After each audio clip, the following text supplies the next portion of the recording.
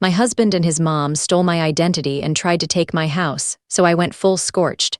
I changed the locks, pulled the fraud proof, filed for divorce and charges, but they never expected how far she'd go next. If this story pulled you in, please subscribe to Velvet Stories so you don't miss the next one. It's practical, he said, turning the watch on his wrist so it caught the light. You're always complaining about the house being dirty. I wasn't complaining. I was working 50 hours a week while he stayed home writing his novel, the novel he'd been working on for 4 years. The one that was always 2 months from being finished. His mother, Patricia, beamed from the couch. Well, I think it's thoughtful. A woman should take pride in her home. The cleaning supplies weren't even good ones. Generic spray bottles and scratchy sponges from the dollar store. Meanwhile, the Rolex box sat open on the coffee table like a small shrine. That night, I found the receipt in the trash. Patricia had returned the cashmere scarf I'd bought her and used the store credit to buy my husband's watch. My gift to her had funded his gift. When I confronted him, he shrugged. Mom said you wouldn't mind. It's all family money anyway. It wasn't family money, it was my paycheck. The one that paid our mortgage while he spent afternoons at coffee shops finding inspiration. I started noticing other things. How Patricia had a key to our house, but I'd never been given one to hers. How she'd rearranged my kitchen cabinets when she visited, then complained they were wrong the next time. How my husband always took her side. On New Year's Eve, I came home early from my shift to find them both in my living room surrounded by boxes. We're helping you declutter, Patricia announced. You keep too many things. They'd packed up my college textbooks, my grandmother's quilts, and the photos from my childhood. These were taking up space, my husband explained. Mom's going to store them in her garage. I asked when I could get them back. Patricia smiled. Oh, whenever you have room, sweetie, which might be never considering how you let this place go. I spent New Year's Day in my car calling storage facilities. By evening, I'd rented a unit and retrieved every box from Patricia's garage while they were at dinner. She called me 11 times that night. I didn't answer. The next morning, I got up at 5:00 a.m., used those dollar store cleaning supplies to scrub the entire house until it gleamed, took photos of every room and then left for work. When I came home, my husband was furious. Mom came by to check on you and the house was locked. You changed the locks. I didn't change them, I said calmly. I just had new ones installed. His face went red. You can't do that. This is her son's house. No, I said, it's my house. My name is on the deed solely. The look on his face told me he'd never actually checked. Patricia called 30 seconds later. I answered on speaker. I need my key back, she demanded. I need access to help my son. Your son is 35, I replied, and he can start by washing the dishes I left in the sink with his Christmas present to me. I hung up and blocked her number. My husband stared at his phone like it might explode. You can't do this, he whispered, but his voice shook because he was finally realizing something I'd known for months. His mother's key wasn't the only thing I'd taken back. That week, I'd removed his name from my bank accounts, changed my beneficiaries, and scheduled a consultation with the attorney whose card had been sitting in my wallet since October. The Rolex was still sitting on the coffee table when I went upstairs to pack a bag. I had somewhere to be, someone to meet, a conversation that was going to change everything. Because what my husband and his mother didn't know was that I'd been documenting everything for months. Every transfer dollar, every forged signature, every time Patricia used her key without permission.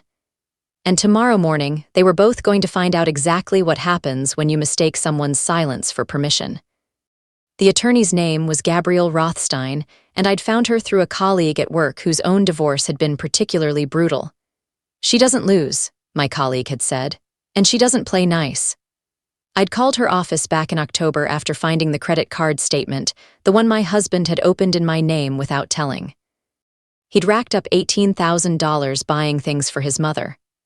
A new refrigerator, bedroom furniture, plane tickets to visit her sister in Arizona, all on a card I didn't know exist until the collection agency called my workplace. The call had come through on a Tuesday afternoon. I was in a meeting when my phone buzzed with a number I didn't recognize. I ignored it, then it rang again and again. During my lunch break, I finally listened to the voicemail. This is Amanda from Capital Collections calling for Mrs. Blake Hendricks regarding account number ending in 48.92. Your account is 120 days past due with a balance of $18,347. Please return this call immediately to discuss payment arrangements. I'd sat in my car, hands shaking, and called them back. The woman on the phone was curt, efficient. She confirmed my social security number, my address, my date of birth. Then she told me about the credit card I'd never opened, the purchases I'd never made, the payments I'd never missed because I'd never known they existed, but I didn't open this account. I'd said, "It has your information, your signature. Can you send me copies of the application?" When the documents arrived, I'd stared at the signature for a long time. It looked like mine, close enough to fool a bank, but I could see the differences. The way the tail on my Y curved too far. The way mine had a loop I never made. I'd taken the documents to my father. He'd worked fraud cases for 30 years before retiring. He looked at the signature for maybe 10 seconds. "Not yours," he'd said. "Good forgery, though. Whoever did this studied your handwriting." When I confronted my husband, he'd been sitting at his laptop supposedly writing. He barely looked up when I slapped the credit card statement on the desk beside him.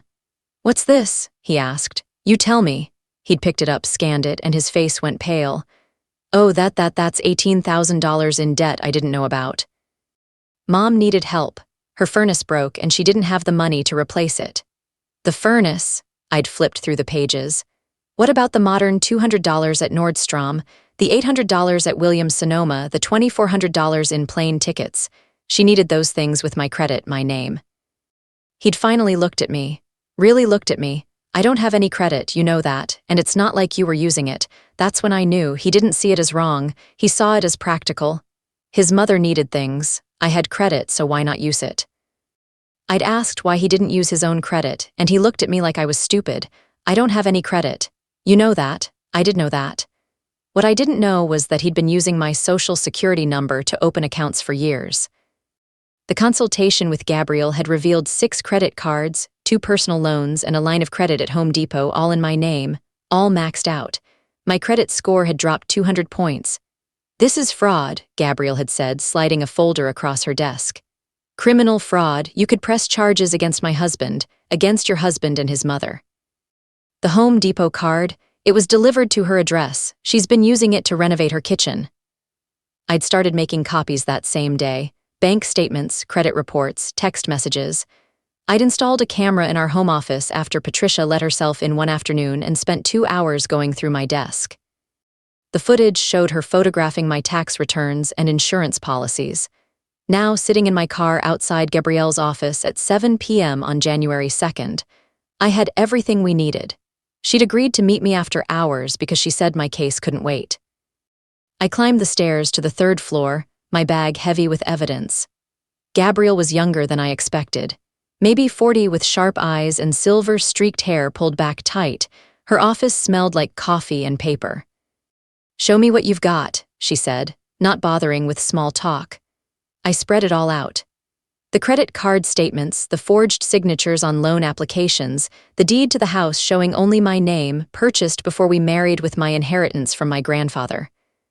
The prenuptial agreement my husband's mother had insisted I sign, the one that entitled him to nothing if we divorced within the first 10 years. We were in year 8. "They don't know about the prenup, do they?" Gabriel asked, studying the document. He never read it. Just signed where his mother told him to. She thought she was protecting him. Turns out she gave him nothing. Gabriel smiled. It wasn't a nice smile. "Do you want to know what I think happened here?" "Tell me." "I think Patricia thought she was setting up her son for life. Rich wife, house in a good neighborhood, someone to pay the bills while he played writer. She probably planned to help herself to your money. Figured you'd be too weak or too in love to notice. Then when you finally got tired of it, she'd use the prenup to take half of everything as a settlement. What she didn't count on was you being smarter than both of them. So what do? We file for divorce. We file criminal charges for identity theft and fraud. We file a restraining order against both of them, and then we watch them panic. How long will this take? If they fight, could be months. If they're smart and take a settlement, could be done in 60 days. Given what I know about people like Patricia, I'm betting she fights. I thought about my husband's face when I'd changed the locks. The way he'd called his mother immediately, like a child running to mommy when things didn't go his way. "She'll fight," I agreed. "Good," Gabrielle said, cracking her knuckles. I like a fight. I drove home that night with temporary restraining orders in my glove box. Gabrielle had called a judge she knew got emergency orders granted based on the fraud evidence. Starting tomorrow morning, neither my husband nor his mother could come within 500 ft of me, my house, or my workplace. Deputies would be serving them by 900 a.m. The house was empty when I got there. My husband's car was gone. I checked the hidden camera in the office and saw he'd been there around 600 p.m. stuffing clothes into garbage bags. Patricia had been with him, directing him like she always did. They'd taken his laptop, his books, and the Rolex. They'd left the cleaning supplies on the kitchen counter. I locked the doors, armed the security system I'd had installed last week, and went to bed for the first time in months. I slept through the night. The next morning, my phone started ringing at 8:45 a.m. My husband, then Patricia, then my husband again, then Patricia's husband, Ronald, who I'd barely spoken to in 8 years of marriage. I let them all go to voicemail. At 9:15, Gabrielle texted me, "Delivered. Your husband cried." Mother threatened to sue me. "This is going to be fun. I was at work when my sister called. Are you okay? Mom said something happened with you and Blake." Blake. My husband's name felt foreign now, like something I'd forgotten I ever knew. "I'm fine," I said. "I'm getting divorced." "What, when? Why didn't you tell anyone? I'm telling you now and I'm fine." "Really?" My sister was quiet for a moment. "Is it because of Patricia? Because we've all wanted to say something for years, but you seemed happy. So you all knew that she was controlling, that Blake was basically her little puppet." "Of course we knew. Dad called him the mama's boy behind your back. We just thought you didn't mind." "I minded. I'd always minded. I just hadn't realized other people could see it too." The rest of the day crawled by. I worked my shift, came home, and found a letter taped to my door. It was from Patricia, written in her careful cursive on monogrammed stationery. "You are destroying our family. Blake is devastated. We opened our hearts to you, welcomed you into our lives, and this is how you repay us. By stealing his house, by turning him out on the street. I raised him to be a good husband. If he failed, it's because you failed to be a good wife. A real woman would have appreciated those cleaning supplies. A real woman would know her place. You can still fix this. Drop the restraining order. Sign the house over to Blake and we can forget this ever happened. Otherwise, I will make sure everyone knows what kind of person you really are." I took a photo of the letter and sent it to Gabrielle. She responded immediately. "That's a restraining order violation. I'm calling the police." "No," I typed back. "Let her keep digging because here's what Patricia didn't know." My entire family was in law enforcement. My father was a retired detective. My uncle was a judge. My cousin worked in the prosecutor's office. I'd been raised by people who taught me to document everything, trust nobody, and always have an exit strategy. I'd been planning this divorce since the first time Patricia let herself into my house and rearranged my furniture.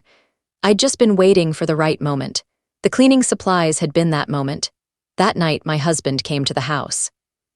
I watched him on the security camera, standing on the porch, ringing the doorbell over and over. He was crying. Then Patricia's car pulled up. She got out, marched to the door, and started pounding. "We know you're in there," she shouted. "Blake deserves better than this. He deserves better than you." I called the police. They arrived in 12 minutes. I watched from the upstairs window as officers explained the restraining order to Patricia. She argued. She gestured. She pointed at my house like she owned it. One officer started writing a citation. Patricia grabbed his arm. That was when they arrested her, interfering with an officer, violating a restraining order. My husband just stood there watching his mother get handcuffed and put in the back of a police car. Gabrielle called me an hour later laughing. "Did you know she assaulted a police officer?" "I saw it on my security camera." "Can you send me that footage?" "Already did. I love you platonically, but I love you." Patricia spent the night in jail. Ronald bailed her out the next morning. By afternoon, I had 37 missed calls from various family members, Blake's sister, his cousin, his aunt, all telling me I'd gone too far, that I was tearing the family apart, that Patricia was just trying to help her son. None of them asked my side of the story. None of them asked why I'd filed for divorce. None of them mentioned the fraud or the identity theft or the years of financial abuse. I blocked all of them. On January 5th, I got a call from a number I didn't recognize. I answered. It was Ronald, Patricia's husband. "I need to talk to you," he said. His voice was hoarse. "Not about the divorce, about Patricia. I'm listening. Can we meet somewhere? Neutral ground." We met at a coffee shop downtown. Ronald looked like he'd aged 10 years in 4 days. His hands shook as he stirred sugar into his coffee. "I didn't know," he said finally. "About the credit cards, the fraud, any of it, she's your wife. She handles all our finances, I just work and hand over my paycheck." "I thought we were fine." He pulled out a folder. "I started looking after she got arrested. She's been stealing from me too." He showed me credit card statements in his name, $67,000 in debt he didn't know about. Money transferred from his retirement account to pay off Blake's car, a second mortgage on their house that Ronald had never signed. "She forged my signature," he said, pointing to the documents. "I compared it to my real signature, it's not even close." "Why are you showing me this?" "Because I'm filing for divorce too, and I'm pressing charges. I wanted you to know you're not alone in this, and I wanted to apologize for everything she did, for not seeing it sooner." I studied him. He looked broken, humiliated. "Did you know about the house cleaning, about her using my key?" "No, but I should have." "She was always over there, always talking about helping Blake get what he deserved." He paused. "What did she mean by that? She thought I'd eventually cave and give him the house, or that the prenup she made me sign would protect him. She didn't read it carefully enough. It protects me." Ronald almost smiled. "She's always been too smart for her own good. Thinks she's the smartest person in every room. Turns out she's just the most arrogant." He stood to leave, then turned back. "For what it's worth, Blake's living in my garage now. Patricia's in the spare room. They spend all day plotting how to get your house. You should know that. Let them plot. They can't touch me. I hope you're right, because I've lived with Patricia for 40 years and I've never seen her this angry." After Ronald left, I called Gabrielle and told her everything. She was quiet for a long time. "We need to accelerate this," she said finally. "If Patricia's spiraling, she's going to do something stupid." "Like what?" "Like trying to break into your house, like harassment, like violence. I've seen it before. People like her can't handle losing control. When they feel it slipping away, they get dangerous." "So what do I do?" "Stay vigilant. Keep your security cameras running, don't go anywhere alone, and start thinking about where you'll go if you need to leave town for a while." I didn't want to leave. This was my house, my home, the place I'd bought with my grandfather's money after he died. The place I'd thought I'd raised children in back when I still believed Blake was capable of being a real partner, but I also wasn't stupid. I'd grown up around enough cops to know that restraining orders were just paper. They didn't stop bullets. They didn't stop someone determined enough to break down a door. So I did what I'd been trained to do. I packed a go bag, cash, clothes, copies of all my documents. I put it in my car trunk. I varied my route to work. I told my boss what was happening, and he assigned someone to walk me to my car every night. For 2 weeks, nothing happened. Then on January 19th, I came home to find my back door kicked in. The house had been ransacked. Drawers pulled out, couch cushions slashed, my bedroom torn apart, but nothing was missing. Whoever broke in wasn't looking to steal. They were looking for something specific. The police came, dusted for prints, found nothing, but my security cameras had caught it all. Patricia, wearing gloves and a hoodie, letting herself in through the back door she'd kicked in. She'd spent 2 hours searching my house. She'd gone through my safe, found it empty because I'd moved everything to a bank deposit box. She checked under the mattress, behind picture frames, inside the toilet tank. She was looking for the evidence, the documents I'd shown Gabrielle, the proof of fraud. "We've got her," the officer said, watching the footage. "Breaking and entering, violation of a restraining order. This is felony territory now. They arrested her that night." Ronald called me the next morning. "She's gone insane," he said. "She's convinced you have some kind of document that will ruin her. She keeps talking about a file. Tell her she's right. Tell her I have everything, and tell her that when she broke into my house, she proved every single thing I've been saying about her." Patricia's bail was set at $50,000. Ronald refused to pay it. She sat in jail for 4 days before Blake finally scraped together the money, though I have no idea where he got it. Probably more credit card fraud. The divorce proceedings started in February. Blake showed up with a lawyer Patricia had hired, a man named Douglas Kemp who looked like he'd learned law from watching TV. Gabrielle tore him apart in the first hearing. "Your Honor," Douglas said. "My client is entitled to half of the marital home. He's been living there for 8 years. The home was purchased before the marriage with separate funds." Gabrielle countered. "Per the prenuptial agreement signed by both parties, it remains my client's sole property. The prenup is invalid," Douglas insisted. My client was coerced into signing. By whom? The judge asked. Douglas looked flustered. By the petitioner. That's interesting, Gabrielle said. Because we have evidence that the prenup was drafted by Patricia H. Ricks, the respondent's mother, and presented to both parties by her attorney. If anyone coerced anyone, it was Mrs. Hendricks coercing my client into accepting its term. The judge looked at Blake. Is this true? Blake shifted in his seat. My mother was just trying to protect me by insisting on a prenup that gives you nothing in the event of divorce. The judge read through the document. Did you read this before signing it? My mother said it was fine. That's not what I asked. Blake went red. No, I didn't read it. The judge sighed. The prenup stands. Anything else, Mr. Kemp? Douglas had a lot else. He claimed I'd abandoned Blake emotionally, that I'd forced him to depend on his mother, that I'd isolated him from his family. The judge looked increasingly annoyed as the hearing went on. Finally, Gabrielle stood. Your Honor, I'd like to enter evidence of identity theft, fraud, and financial abuse perpetrated by both the respondent and his mother against my client over the course of the marriage. She laid it all out. Every fraudulent credit card, every forged signature, every dollar stolen. The judge's expression changed from annoyed to horrified.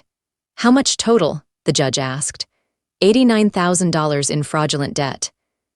Another $32,000 stolen directly from my client's accounts, plus the cost of repairing her credit, estimated at $15,000 in legal fees and finance charges. The judge looked at Blake. Do you deny these allegations? Blake looked at his lawyer. Douglas looked at his notes. Neither of them said anything. I'll take that as a no, the judge said.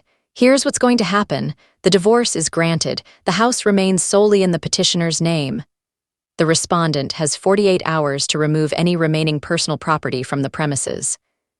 The petitioner is awarded $136,000 in damages for fraud and theft, and I'm referring this case to the district attorney for criminal prosecution.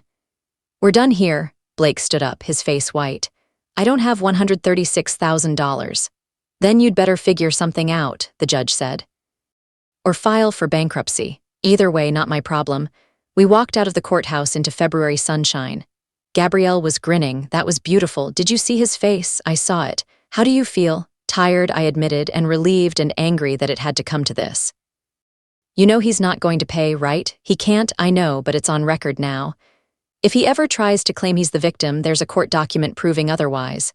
My phone rang. It was my sister. I just heard from Blake's cousin. Is it true? Did you really win the house? It was always my house. I mean, did the judge rule in your favor? Yes, she was quiet. I'm proud of you. I know I didn't say anything before, but I'm proud of you now. Thanks. Do you think he'll try anything? Blake or Patricia? I don't know, but I'm ready if they do. They tried something 2 days later. I came home from work to find Blake on my porch loading boxes into a truck. He wasn't alone. Patricia was with him directing movers who were carrying out my furniture. What are you doing? I called from the sidewalk. Patricia turned, her smile vicious. The judge said Blake had 48 hours to remove his property. This is his property. That's my couch, my coffee table, my dishes. Gifts, Blake said, not meeting my eyes. I gave you all of this as gifts, so they're mine again. I pulled out my phone and called the police. Patricia just laughed. Call whoever you want. We have receipts. Receipts you forged, I said, because I bought all of this before I ever met Blake. The police arrived before they could load anything else. The officer looked at the truck, then at Patricia. Ma'am, do you have documentation proving ownership of these items? She handed him a folder. Inside were purchase receipts, all dated during our marriage, all listing Blake as the buyer. The officer looked at me. Do you have counter documentation? I pulled up my phone. I had photos of my apartment before Blake, showing all of this furniture already in place. I had credit card statements from years before we met. I had the original receipts saved in my cloud storage because I'm obsessive about keeping records. The officer studied everything, then looked at Patricia. These receipts are fake. The dates don't match the credit card purchases. I'm going to need everyone to step away from the truck. This is harassment, Patricia snapped. She's harassing my son. No, ma'am, you're attempting to steal someone else's property and you're violating a restraining order by being on this property again. They arrested her again. Blake watched frozen as his mother was handcuffed for the second time in 6 weeks.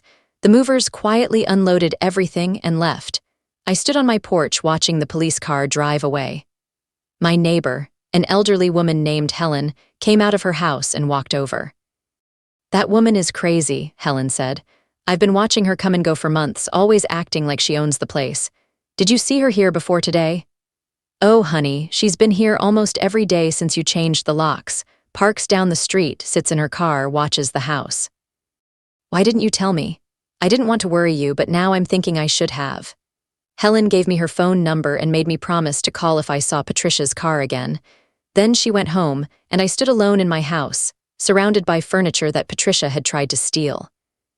That night, I couldn't sleep. Every sound made me jump. Every car that passed made me check the security cameras. Around 200 a.m., I finally gave up and went downstairs to make tea. That's when I saw her, Patricia, standing across the street staring at my house. She wasn't trying to hide. She was just standing there under a street light watching. I called the police. She was gone before they arrived, but the next night she was back, and the night after that, she's escalating. Gabrielle said when I told her, "We need to get you out of there." "I'm not leaving my house." "Then we need to speed up the criminal prosecution, make it so uncomfortable for her that she has no choice but to back off." But Patricia didn't back off. She got bolder. She started showing up at my work, sitting in the parking lot. She'd follow me to the grocery store, always staying just far enough away that I couldn't prove she was following me, but close enough that I knew she was there. My boss noticed. "You look exhausted," he said one afternoon. "What's going on?" I told him everything about the divorce, the fraud, the stalking. He listened, then picked up his phone. "My brother-in-law is a detective. Let me make a call." The detective's name was Marcus, and he took my case seriously.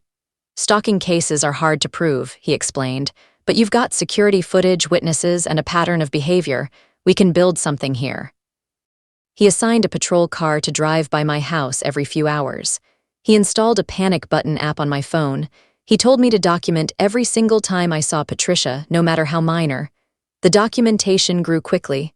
Patricia at the gas station. Patricia at the pharmacy. Patricia driving past my house 11 times in one day. Patricia sitting in the parking lot of my dentist's office. "She's going to snap," Marcus said, looking at the reports. "People like this always do. The question is what we can do to make sure you're safe when it happens." The snap came on March 15th. I was leaving work late around 9:00 p.m.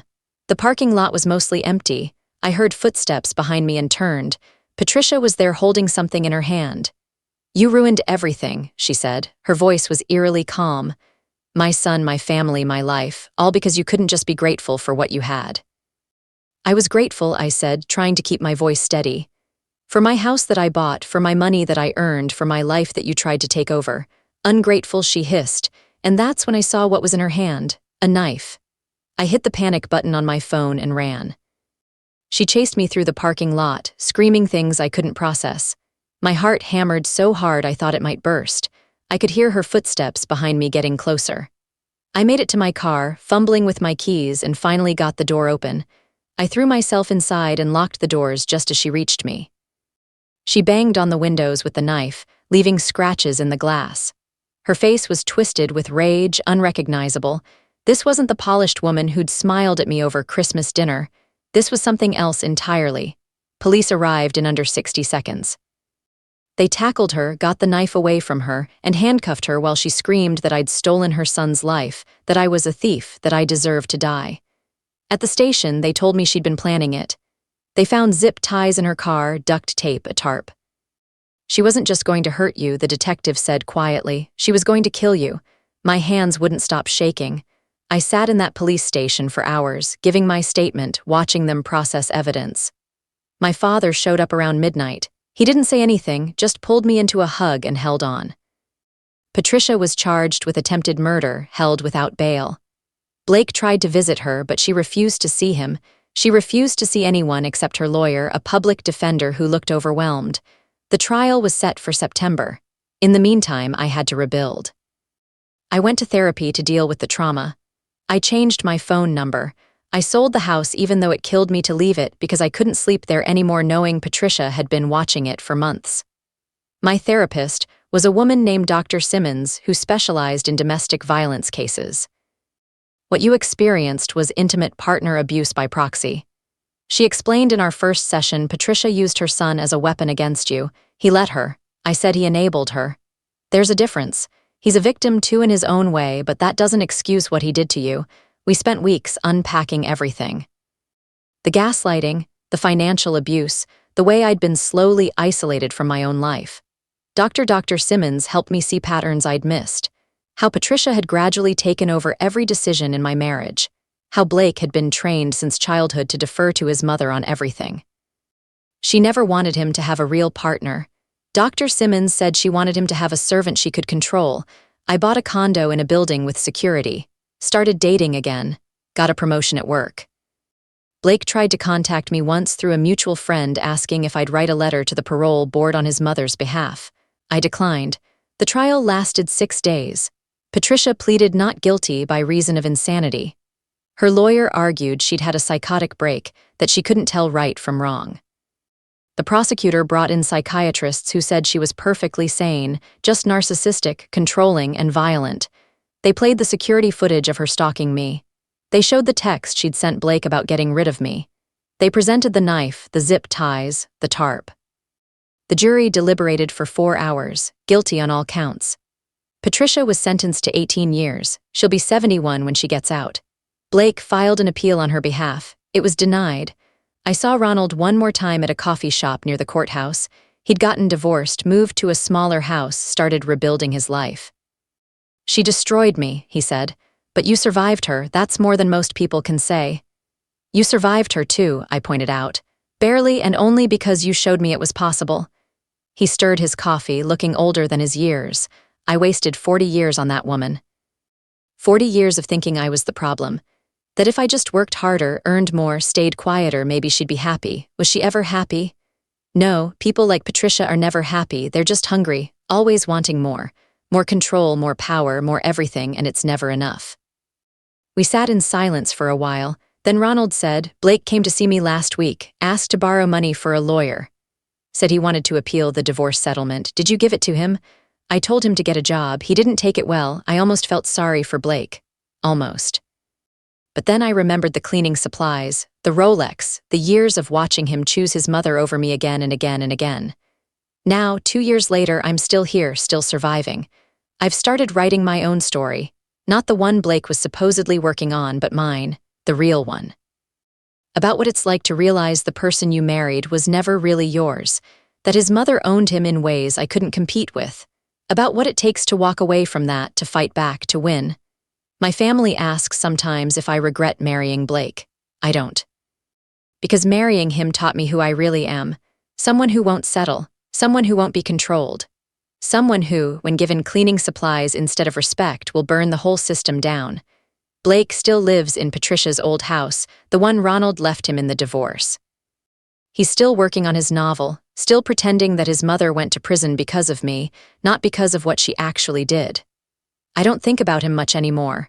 Mostly, I think about the life I'm building, the one that's actually mine, the one where nobody has a key except me. And sometimes late at night, I think about those cleaning supplies, how they sat on my counter for weeks after the divorce was finalized, how I finally threw them away the day I moved out. I didn't need them anymore. Turns out I'd already cleaned house. Last month, I got a letter from Patricia. It came through my lawyer, who called to ask if I wanted to read it. I said yes. The letter was different from the others. No threats, no demands, just a single paragraph written in handwriting that looked shakier than before. I see now that I raised my son wrong. I made him weak. I made him dependent. I thought I was protecting him, but I was destroying him. You were strong enough to walk away. I wish I had been that strong 40 years ago. I read it twice, then put it in a drawer. It wasn't an apology. It was a realization. And realizations that come too late don't erase the damage already done. But maybe somewhere deep in a prison cell, Patricia finally understood what she'd lost. Not control over me, not control over Blake, but control over herself. The thing she'd been running from all along. As for me, I keep moving forward. I have a partner now. Someone who respects me. Someone whose mother lives 2,000 miles away and only visits when invited. Someone who, when I told him this whole story, said, "You're the strongest person I've ever met." And when he gave me a birthday gift last month, it wasn't cleaning supplies. It was a key to his apartment. I didn't take it right away. I held it in my palm, feeling the weight of it. A key freely given, not stolen or copied or hidden. You don't have to use it, he said, but I want you to have it because you should always have a choice about where you belong.